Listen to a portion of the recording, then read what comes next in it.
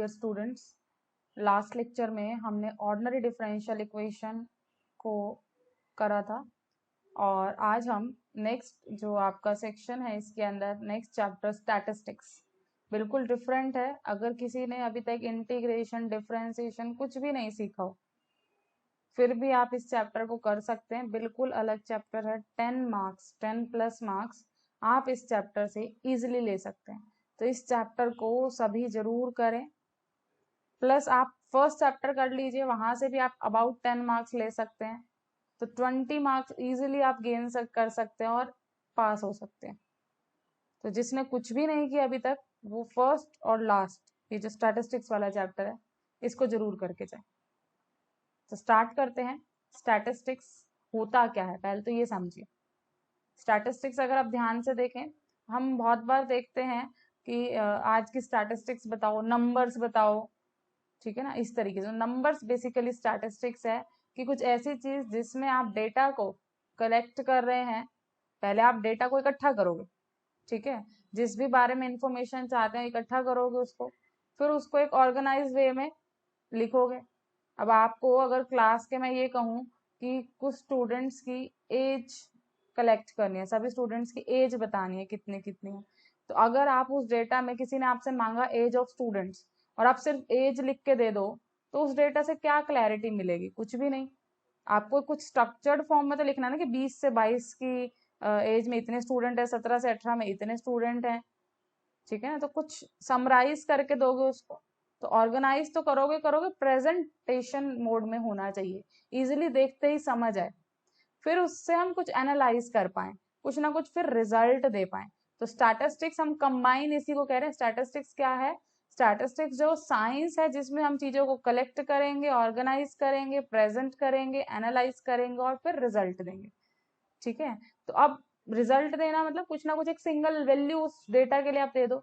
जैसे मैंने आपसे एज पूछी तो आप एवरेज एज बता सकते हो कि किसके आसपास सारी एज है, यूनिक नंबर। तो मेजर्स ऑफ सेंट्रल टेंडेंसी वही होते हैं, एक ऐसा नंबर बताओ उस पूरा डेटा के लिए कि आप उस नंबर से अंदाजा लगा सको, हाँ इसी के आसपास डेटा है, इसी के आसपास डेटा है। हम ऐसी कोई चीज बताना चाहेंगे, एक ऐसा नंबर यूनिक लेके आना चाहेंगे। तो मेजर्स ऑफ सेंट्रल टेंडेंसी पढ़ोगे आप और मेजर्स ऑफ डिस्पर्जन पढ़ोगे, ठीक है। स्टैटिस्टिक के अंदर उस डेटा को रिप्रेजेंट करने के लिए कुछ मेजर्स ऑफ सेंट्रल टेंडेंसी होते हैं पहली नंबर, और कुछ होते हैं मेजर्स ऑफ डिस्पर्जन। दोनों हैं आपके सिलेबस में। तो मेजर्स ऑफ सेंट्रल टेंडेंसी में तो मेनली आपके आएंगे मीन, ये वर्ड्स आप ऑलरेडी सुन भी चुके होंगे, मीडियन, मॉड, ठीक है, मेनली ये वाले चलेंगे।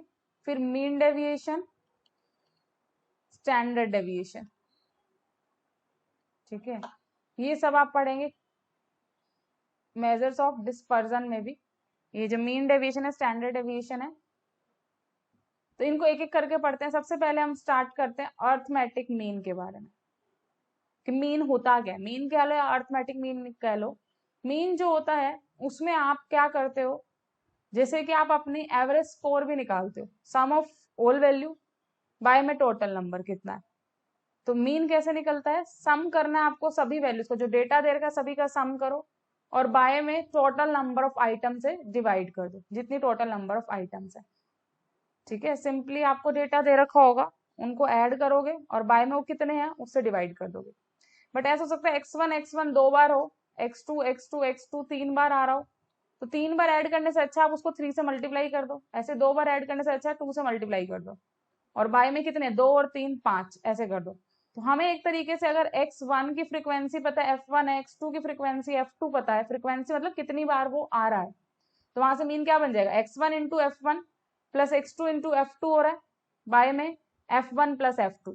तो एक नया फॉर्मूला बन सकता है कि अगर आपको उस वैल्यू की फ्रीक्वेंसी पता है तो उस फ्रीक्वेंसी से मल्टीप्लाई कीजिए, उनको ऐड कीजिए और बाय में उसी फ्रीक्वेंसी का सम।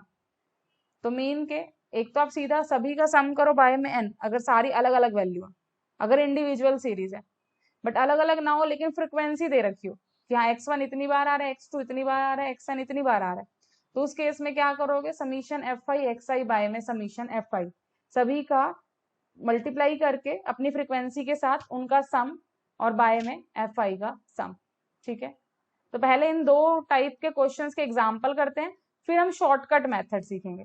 ठीक है, मीन ही निकालने का शॉर्टकट मेथड भी है आपके पास, जरूरी नहीं आपको बड़े मेथड से चलना है। तो सबसे पहला ही एग्जाम्पल अगर हम देखें, इस एग्जाम्पल में क्या दे रखा है, the vibration time in seconds of component of certain machine give the following readings for a specific length. देखो आप कई बार फिजिक्स में प्रैक्टिकल भी करते हैं और उसमें आपको रीडिंग्स नोट करनी होती है। तो यहाँ पे भाई वाइब्रेशन टाइम की रीडिंग्स नोट की गई, एक मशीन पे जो वाइब्रेशंस हो रही हैं वो नोट की गई है। तो पहली जो वाइब्रेशन 50.4 सेकेंड्स की लेंथ के लिए हुई है, ऐसे सेकेंड टाइम आपने नोट किया तो 49.6 सेकेंड्स के लिए हुई है वाइब्रेशन, अगली रीडिंग में आपकी 50.2 आई है। इसी तरीके से आपने कितनी बार ऑब्जर्व किया है, बहुत बार ऑब्जर्व किया, काउंट कर सकते हो 1 2 3 4 5 6 7 8 9 10 11 बार आपने रीडिंग ली है। आपको निकालना है find the mean vibration time, उन सभी वाइब्रेशन का मीन निकालना है, एक सिंगल आंसर मीन निकालना है आपने। तो मीन निकालने के लिए क्या करेंगे, इन सब का सम और डिवाइडेड बाय टोटल। तो इन सबको ऐड कर दिया हमने, जैसे आप देख सकते हैं यहाँ पे ये सब ऐड हो गए, और बाय में टोटल कितने थे, 11 आइटम थे। बस सिंपल सा आंसर आ गया 50.1 सेकेंड। कैंसिल करो, डिवाइड करो और आप निकाल सकते हैं। नेक्स्ट बोला find the mean of this. अब मीन निकालना, मीन मतलब सम ऑफ ऑब्जर्वेशन बाय में नंबर ऑफ ऑब्जर्वेशन। तो सम करो 3 + 6 + 9 + 12 + 15 45, बाय में 1 2 3 4 5 आइटम है 5, तो आंसर आ गया 9। तो ये 1 मार्क क्वेश्चन के लिए इंपॉर्टेंट है, 2 मार्क्स वाले में भी आ सकते हैं, जो सिंपल सिंपल मीन निकाल रहे हो आप जिनका। ऐसे अगले क्वेश्चन में भी मीन निकालना है, sum of all observation by में नंबर ऑफ ऑब्जर्वेशन। ये डिस्क्रीट थी, बट अगले क्वेश्चन में फ्रिक्वेंसी दे रखी है, तो एक फ्रिक्वेंसी वाला क्वेश्चन भी करते हैं हम। एक्चुअली में अर्थमेटिक मीन निकालना है आपको, ए मतलब अर्थमेटिक मीन। इनकम दे दी और नंबर ऑफ एम्प्लॉय, मतलब 500 इनकम वाले 4 लोग हैं, 520 इनकम वाले 10 लोग हैं। अब ऐसा तो नहीं आप 500 को 4 बार ऐड करोगे, 520 को 10 बार ऐड करोगे, 550 को 6 बार ऐड करोगे, लिखना बहुत लंबा हो जाएगा। तो इसके लिए शॉर्टकट हमने बताया था, ये सारे तो हो गए आपके एक्स आई और ये सारे हो गए एफ आई। ये इनकी फ्रिक्वेंसी होगी, कितने हैं, नंबर ऑफ एम्प्लॉयज फ्रिक्वेंसी। ठीक है, तो यहां से अगर मैं इस क्वेश्चन को लिखूं, क्या क्या दे रखा है आपको, एक्स आई और एफ आई। एक्स आई दे रखा है 500, 520, 550, और आगे अगर हम देखें 600, 800, 1000, 600, 800, 1000। फ्रीक्वेंसी दे रखी है 4 10 6 5 3 2। ठीक है, क्या क्या फॉर्मूला बताया था आपको मीन निकालने का, जो फॉर्मूला मैंने अभी आपको बताया था वो फॉर्मूला था summation f i x i by summation f आई, मतलब F1 x1 F2 x2 जहां तक भी जा रहे हैं उन सबका सम करो, और बाय में सभी F1 F2 Fn का सम करो जितने भी हैं। तो सबसे पहले तो आपको इससे मल्टीप्लाई ही करना है, सभी एफ आई को एक्स आई से मल्टीप्लाई करना है। मल्टीप्लाई कीजिए 5 4 20, ऐसे 5200, अगला निकालोगे 6 5 30, 3300, ठीक है, 3000, 8 24 एंड 2000। तो इन सभी का सम करेंगे हम, वो तो आ जाएगा ऊपर, इन सभी का सम कर दीजिए 2000 + 5200 + 3300 + 3000 + 2400 + 2000, और डिवाइडेड बाय कर दीजिए जो फ्रीक्वेंसी का सम है, ये फ्रीक्वेंसी थी। तो इन सब का सम है 4 + 10 + 6 + 5 + 3 + 2। बस अब आगे आप सॉल्व कर सकते हैं, कोई दिक्कत नहीं है। तो अभी तक हमने 2 तरह के फॉर्मूले सीख लिए हैं, जब डिस्क्रीट डेटा हो तो मीन कैसे निकालना है, और जब आपके पास फ्रीक्वेंसी दे रखी हो तो मीन कैसे निकालना है। ठीक है, ये सम आया 17,900 और ये आया 30, तो डिवाइड कर दिया, आंसर आ गया। अब तीसरे टाइप के क्वेश्चन इसमें आ सकते हैं, जब फ्रीक्वेंसी ना दे के इंटरवल दे दिया जाए।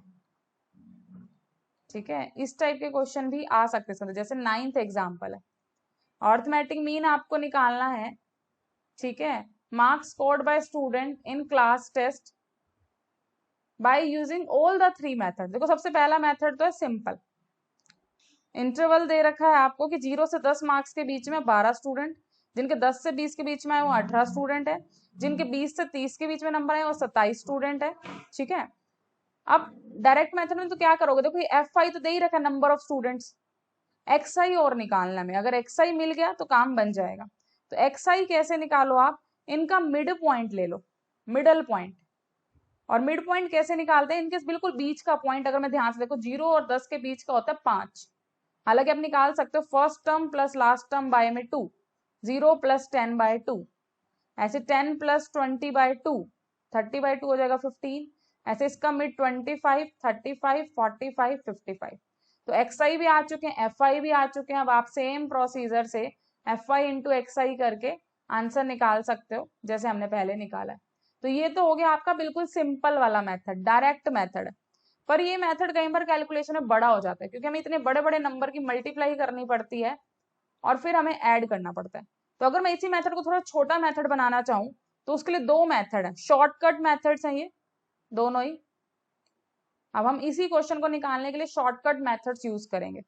एक आपका है एज्यूम मीन मेथड पहला, और अगला है step deviation method. Assume method में हम किसी भी एक एक्स आई को ए ले लेंगे। जो आपने ये एक्स आईज निकाले हैं इनमें से किसी भी एक को ए मान लो। आप वो ए जो है इन बीच वालों में से मानो तो ज्यादा बेटर है, आपकी मर्जी, आप 25 को मानो चाहे 35 को मानो, आंसर सेम आएगा। तो हमने ए ले लिया 25 को, छोटे वाले को ले लो, ज्यादा बेटर है। तो बीच में से किसी को भी मान लो। अब जो ए माना है हमने एज्यूम मीन, इसको माइनस करना है, डेविएशन निकालना है। सभी एक्स आई में से इस ए को माइनस करना है, ठीक है। तो 25 को माइनस करो 5 में से, ठीक है ना। एक्स आई कितना है 5, 5 माइनस 25 करेंगे अगर हम तो माइनस 20 आएगा, ठीक कर लेना। ऐसे 15 में से 25 गए तो माइनस 10, 25 में से 25 गए 0, 35 में से 25 गए 10, 45 में से 25 गए 20 और 55 में से 25 गए 30। अब आपने क्या करना है, एफ आई को इस डी आई से मल्टीप्लाई करना है। अब एक्स आई को भूल जाओ, एक्स आई का काम खत्म, हमने डी आई निकाल लिया, इजी वाला निकाल लिया। देखो अब मल्टीप्लाई करना आसान है, अब मल्टीप्लाई करना आसान है। अब सीधा हमारे 10, 20, 30 यही चीज है, तो मल्टीप्लाई कर लोगे एफ आई डी आई को। बस अब फॉर्मूले में थोड़ा सा चेंज हो जाएगा। पहले फॉर्मूला आप लगाते थे summation x I F I by summation f आई, अब फॉर्मूला बनेगा summation f i d i by summation f आई। ये तो बनेगा ही बनेगा, अब डी आई आ गया। लेकिन जो आपने यहाँ पे माइनस किया था ए, वो ए फाइनल आंसर में ऐड हो जाएगा, बस इतना सा फर्क है। जो आपने यहाँ पे माइनस किया है ना, वो फाइनल आंसर में ऐड हो जाएगा। ये फॉर्मूला बन चुका है A plus summation f i d i by summation f i. Simple बन गया, आंसर आ जाएगा। तो स्टेप डेविएशन मेथड भी आपका कुछ ऐसा ही है। पहले एज्यूम मेथड समझ लो। एज्यूम मीन मेथड में आपको एक ए एज्यूम करना है। ए लो उन्हीं एक्स आई में से ही, कौन सा लो, सबसे बीच वाला ले लो जो इजी लगे, उसको सभी में से माइनस कर रहे हैं, सभी एक्स आई में से। जैसे ही माइनस कर दोगे भूल जाओ एक्स आई को, अब काम है F I into D I का। फाइनल फॉर्मूला हो जाएगा F i d I by F I, और उसमें लास्ट में ए को ऐड भी करना है। पहले हमने ए को माइनस किया था, फाइनल आंसर में ए ऐड हो जाएगा, खत्म। स्टेप डेविएशन मेथड में एक स्टेप एक्स्ट्रा है। अगर मैं यहाँ पे देखूं अभी ये नंबर अभी भी नंबर बड़े हैं, तो क्यों ना हम एक एच लेके, एच अगर मैं 10 ले लू, यहाँ पे दिख रहा है मुझे 10 से सारे नंबर डिवाइड हो रहे हैं, तो 10 से मैं इसको डिवाइड कर दूं, एच से मैं डिवाइड कर दूं, ठीक है। हमने क्या किया है, ए तो लिया ही लिया है, एच भी ले लिया 10, और एच से उसको डिवाइड करके नया नाम दे दिया यू आई। पहले इतना सिर्फ डी आई था, अब डी आई बाय 10 कर दिया हमने, वो बन गया यू आई। अब की बार अब फिर एक्स आई को भूल जाओ, एफ आई इंटू यू आई करोगे। अब फाइनल आंसर में क्या क्या चेंज होगा, summation f I you I by summation f आई तो बनेगा, जिससे आपने डिवाइड किया था अब उससे करो मल्टीप्लाई, और जिसको आपने सब्ट्रैक्ट किया था उसको कर दो ऐड। तो फॉर्मूला ऑलमोस्ट सेम है, उसमें फॉर्मूला ये था F i d i by summation f आई। अब डी आई की जगह आ गया यू आई, यू आई में एच से डिवाइड हो रहा था तो यहाँ पे एच से मल्टीप्लाई कर दो, बस इतना सा चेंज आया, हो जाएगा। 10 से सबको डिवाइड किया हमने तो 20 खत्म हो गए, -2 बचा, -1 0 1 2 3। अभी बहुत सिंपल बन चुका है, कैलकुलेशन इजी हो चुकी है। तो ये स्टेप डेविएशन मेथड था। तो सभी क्वेश्चन हो जाएंगे मीन के। मीन में डिस्क्रीट वाला फॉर्मूला यूज हो सकता है, sum of all observation by में नंबर ऑफ ऑब्जर्वेशन।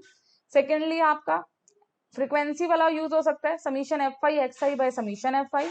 थर्ड, अगर क्लास इंटरवल दे रखा है तो उस क्लास इंटरवल के मिड पॉइंट को एक्स आई ले लो, सेम मेथड से सॉल्व करो, summation f pi x i by summation x i, अगर कुछ नहीं बोला है तो। अगर उन्होंने बोला शॉर्टकट मेथड से करना है, शॉर्टकट में भी अगर एज्यूम मेथड से करना है तो सिर्फ ए ले लो, ए को माइनस करो और लास्ट में ऐड कर दो फाइनल आंसर में।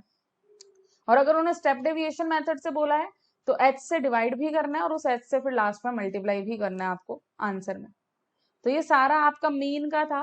मीन के आज आप सारे क्वेश्चंस ट्राई कीजिए, जिसमें भी कोई प्रॉब्लम आए मीन वाले में आप पूछ सकते हैं। नेक्स्ट क्लास में हम मीडियन का टॉपिक स्टार्ट करेंगे। मीन बेसिकली एवरेज था, मीडियन होगा मिड वैल्यू, सबसे बीच वाला क्या है। ठीक है, तो आज इसको करिए, कोई भी प्रॉब्लम आए डाउट हो पूछिए। नेक्स्ट लेक्चर में मीडियन को स्टार्ट करेंगे। Okay, thank you.